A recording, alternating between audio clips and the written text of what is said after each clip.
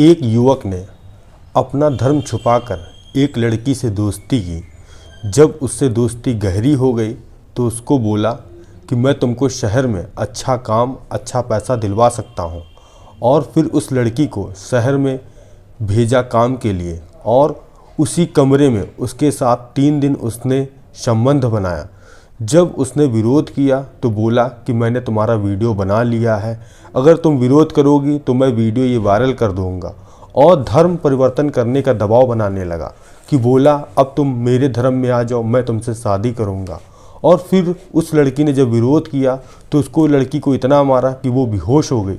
जब एक दिन बाद वह एसएसपी ऑफिस पहुंची, उसने ऐसा सच बताया कि जिसके बाद पुलिस भी हैरान परेशान और आप भी परेशान और जानकर आश्चर्यचकित हो सकते हैं कि आखिर ये लड़की इस युवक के जाल में कैसे फंसी। और आप भी इस कहानी के माध्यम से जागरूक और सतर्क हो सकते हैं। नमस्कार, मेरा नाम रवि है। मैं आशा उम्मीद करता हूँ आप लोग बहुत अच्छे होंगे और अपना ख्याल रख रहे होंगे। आज की एक ऐसी सच्ची घटना जो कि उत्तर प्रदेश के बस्ती ज़िले की है। इस लड़की का नाम मैं काल्पनिक रखने के साथ साथ दूसरा लूँगा, क्योंकि इस कहानी में इस लड़की का नाम मैं नहीं ले सकता। तो काल्पनिक नाम खुशबू, जो कि बस्ती ज़िले में रहती थी और बचपन में इसके पिता की मौत हो गई थी। अब इसकी माताजी जो कि इसका पालन पोषण उन्होंने किया। जब बचपन में वो अपना काम करती, जो बेटी एक थी छोटी थी, उसको स्कूल भेजा करती, भेजने के साथ साथ जो खेती बाड़ी का काम करके कैसे अपना खर्चा चलाती थी। धीरे धीरे बच्ची बड़ी हुई, उसने हाई स्कूल तक पढ़ाई की। क्योंकि हाई स्कूल की पढ़ाई करने के बाद पैसे की ज़रूरत ज़्यादा थी पढ़ाई करने के लिए, तो पढ़ाई उसको वहीं पे छोड़नी पड़ी। फिर लड़की ने सोचा क्यों ना कि मैं भी कुछ ऐसा काम करूं जिससे माँ की थोड़ी सहायता हो जाए, और जो कि अब शरीर उनका बूढ़ा हो गया है और उनको थोड़ी आराम मिले। जो लड़की थी वो पास में एक गांव पड़ता था जिसका नाम था रिधौली में। उसने पता किया कि वहाँ ब्यूटी पार्लर का कोर्स सिखाया जाता है, जिसका 5 से 6 महीना का टाइम होता है, जिसके सीखने के बाद मैं कोई शादी या फंक्शन में मेकअप या उसका ब्यूटी पार्लर करके कुछ पैसे कमा लूँगी, जिससे मेरी आगे की जीवन यापन अच्छा होगा। तभी वह रिधौली में अपना जो ब्यूटी पार्लर सीखने के लिए घर से 10 बजे निकलती, जो कि 5 से 6 किलोमीटर था। वहीं पर एक युवक जो कि उसके रोज़ सुबह इंतज़ार करता, जब वह जाती और जब ब्यूटी पार्लर से निकलती तो देखता था। और कहीं ना कहीं खुशबू भी उस लड़के को देखती थी कि जब मैं आती हूँ तब ये बैठता है, जब मैं जाती हूँ तब भी वो वहीं रहता है। वो युवक और कोई नहीं, उसका नाम था युवक का परवेज़ अहमद, जो कि वहीं गांधीनगर निवासी बगल के गांव का रहने वाला था। और उस लड़की को रोज़ 2 से 3 महीने तक देख रहा था। देखते देखते एक बार रोकता है, कहता है कि आप यहाँ क्या करती हैं? तो वो लड़की बोलती है कि मैं यहाँ ब्यूटी पार्लर का काम सीखती हूँ। तो धीरे धीरे दोनों की आपस में बातचीत होने लगी और जब समय बीता तो दोनों लोगों ने एक दूसरे का नंबर एक्सचेंज कर लिया। अब वो अच्छे फ्रेंड या दोस्त बन चुके थे।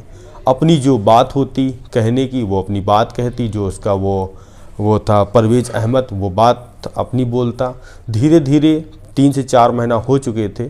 तभी परवेज़ अहमद ने खुशबू से कहा क्यों ना तुम शहर में जाकर ब्यूटी पार्लर का कोर्स अच्छे से सीख लो, जिससे कि ज़्यादा पैसा तुम्हारे पास आ जाएगा, उससे तुम अपना ब्यूटी पार्लर भी खोल सकती हो। वह लड़की उसकी बातों में आ गई और उसने कहा ये तो बात सही है, क्योंकि यहाँ पर इतना अच्छा काम सिखाते नहीं हैं और ना इतना अच्छा बताते हैं। जब वह खुशबू अपनी माँ से उसने बताया कि एक मेरा जो मित्र है वो कह रहा है शहर में ब्यूटी पार्लर का काम अच्छा होता है, जहाँ मैं जल्दी सीख जाऊँगी, जिससे ज़्यादा पैसा कमाऊँगी और एक अच्छा सा ब्यूटी पार्लर खोल लूँगी। तो उसकी माँ ने कहा बेटी, मुझसे ज़्यादा तो तुम होशियार हो, जो कि बाहर निकली हो, तुम अपने हिसाब से देख लो, अगर तुमको अच्छा लगता हो तो तुम चली जाओ। अब वो खुशबू शहर जाने के लिए बिल्कुल तैयार हो गई थी। वो तारीख आई 19 नवंबर को वो बस्ती ज़िले के लिए निकली। वहाँ पे एक जो एरिया पड़ता है उसका नाम था खरी घाट, जहाँ पे उस युवक ने बोला था परवेज़ ने उस किराए के कमरे पे चली जाना, क्योंकि वहाँ का रेंट सस्ता है, जहाँ तुम रह लोगी और अपना किराया भी दे लोगी। तभी वह खीरी घाट स्थित मकान में पहुँचती है। पहुँचने के साथ साथ वहाँ पर जब बात करती है, जो युवक परवेज़ है वहाँ बात कराता है कि एक लड़की है, ये काम के सिलसिले में आई है, इसको 1-2 महीने के लिए मकान चाहिए, इसको दे दीजिए। और 19 तारीख की सुबह वो गई थी और तभी 7 तारीख को वो युवक परवेज जो कि खीरी घाट पहुंचता है जहां वो लड़की किराए पर रहती है। पहले तो उससे बोलता है कि यहाँ का एक रूल है कि बिना शादीशुदा वालों को मकान नहीं मिलता है। तो वह युवती कहती है फिर मैं क्या करूं, मेरी तो शादी भी नहीं हुई है। तो परवेज कहता है तुम हमसे निकाह कर लो, जब निकाह तुम्हारा हो जाएगा तुमको यहाँ रूम भी मिल जाएगा। वह लड़की इसका विरोध करती है। जो परवेज था उसके साथ हाथ पकड़ लेता है। हाथ पकड़ने के बाद जो बिस्तर था उसको लिटा देता है और उसके साथ संबंध बनाता है। जब वह इसका विरोध करती चिल्लाती है तो वो उसको पकड़कर 2 से 3 दिन तक उसको सुबह हो शाम हो दोपहर हो उसके साथ बारी बारी से संबंध बनाता है और उससे एक बात बोलता है कि अगर तुमने किसी से ये बताने की कोशिश की तो मैं तुम्हारा वीडियो सबसे पहले तुम्हारी माँ को भेजूँगा, जिससे वह किसी को मुंह दिखाने के काबिल नहीं रहेंगी और तुम्हारी कितनी बदनामी होगी तुम खुद सोच सकती हो। 2-3 दिन के बाद जब उसने फिर विरोध किया, फिर उसको इतना लड़की को मारा जिससे वो बेहोश हो गई। वो तारीख थी 21 तारीख। जब उसका 21 तारीख सुबह 12 बजे होश आता है तो देखती है जो उसके कान में बाली सोने की थी और पैर में पैल थे और जो वो लड़की कुछ पैसा लेके आई थी, जो मीडिया रिपोर्ट्स की माने 40 से 50 हज़ार रुपये, वो परवेज अहमद लेके फ़रार हो चुका। अब लड़की गंभीर अवस्था में और बीमार, जो कि उसका शरीर भी काम नहीं कर रहा था। वो पहले तो अपने गांव पहुंचती है। गांव पहुंचने के बाद अपनी मां को पूरी हकीकत पूरी घटना बयां करती है। उसके बाद अपनी उपचार के लिए सरकारी अस्पताल पहुंचती है। पहुंचने के साथ साथ जब उसका सेहत सुधार होती, पहले वो थाने जाती है, थाने में कोई सुनवाई नहीं होती है। उसके बाद सिद्धार्थ नगर एसएसपी ऑफिस में जाकर जब अपना सच ये पूरा बयां करती है कि दोस्त ने मेरे साथ ऐसी दरिंदगी की और उसके बाद उसने धर्म परिवर्तन करने का दबाव बनाया। जब मैंने विरोध किया तो 3 दिन तक उसने दरिंदगी की और मेरा पैसा और मेरे जेवर लेके फ़रार हो गया। साहब कठोर से कठोर उसको सज़ा दिलाएं। इस कहानी पर सुझाव मेरा यही है कि माता पिता के अलावा आपसे अत्यधिक प्रेम कोई नहीं कर सकता है।